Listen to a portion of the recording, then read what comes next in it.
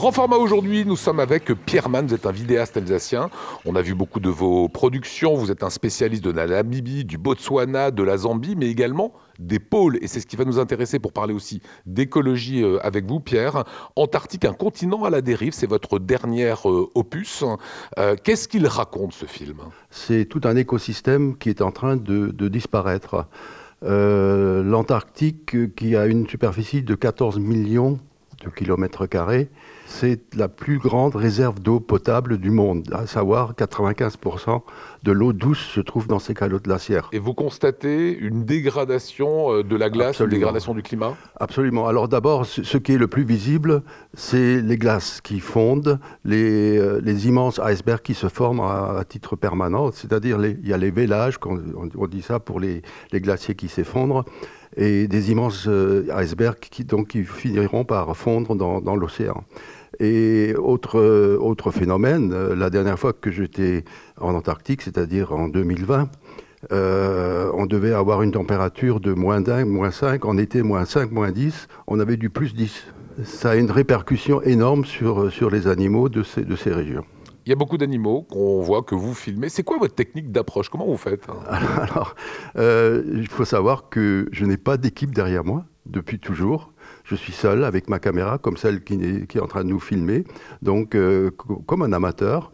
Donc je choisis mes angles de prise de vue, je fais le son, je fais tout. Je suis un peu un homme orchestre. Qu'est-ce qui vous anime? Qu'est-ce qui vous fait courir le monde pour ramener ces témoignages de personnes, de continents?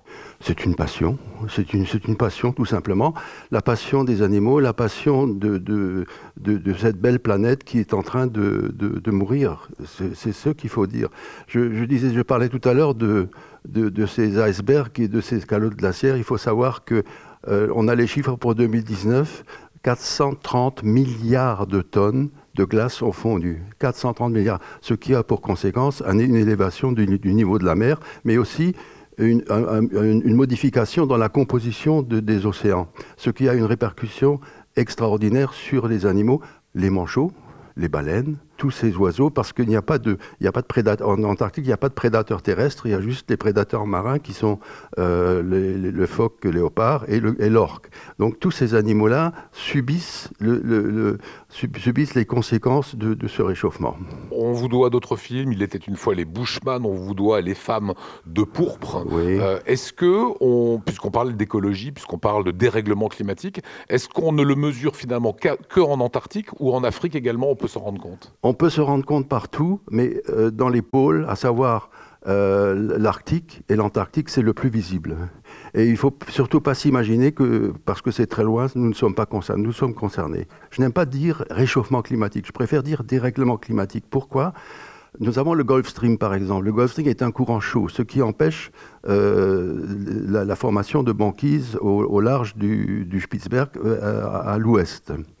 Eh bien, ce Gulf Stream, s'il disparaît, il y aura des glaciations. Donc, plusieurs régions seront sous la glace d'ici 30 à 50 ans. Antarctique, un continent à la dérive, on le trouve sur l'adresse qui s'affiche actuellement. C'est quoi les nouveaux projets? C'est quoi les futurs projets de Pierre Mann? C'est un projet sur les ours, mais pas uniquement les ours polaires. Je suis allé au Kamchatka où j'ai filmé les ours, les grizzlies. Ensuite, en Colombie-Britannique, où il y a à la fois des ours noirs, les grizzlies, mais aussi un ours extrêmement rare, l'ours Kermode. L'ours Kermode est un ours noir qui est blanc, mais qui n'est pas albinos. Il y en a. Alors en anglais, on parle de l'ours fantôme, le spirit bear pour ce fantôme, parce qu'il est très rare. Il y en a à peu près 200 à 250. Et j'ai eu l'énorme privilège de pouvoir les filmer et les observer. Pierre Mann, j'ai l'impression que vous n'êtes pas prêt de raccrocher. Ah non. Je crois que là, on est bien parti pour d'autres réalisations avec mon épouse, qui, elle, est photographe, et nous complétons. Elle a sorti 2 livres magnifiques sur les primates. Ça, c'est encore un des sujets de mes prochains films. Et puis les gorilles, les chimpanzés, les bonobos, tout ça, ça fera partie d'un nouveau film.